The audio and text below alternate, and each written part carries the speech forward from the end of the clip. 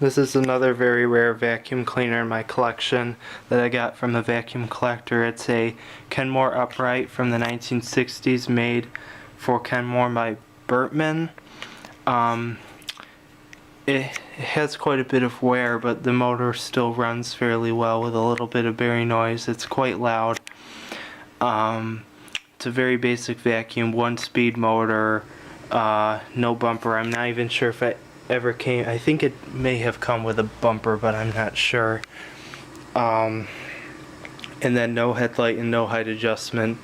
It does actually have bags. It does have a bag inside. I have a Hoover C bag inside. Works pretty well. It's loud, but it works pretty well. Then you can see there's the brush roll, and there's the motor. Never seen one of these in person, so it was a treat for me to be able to get this machine.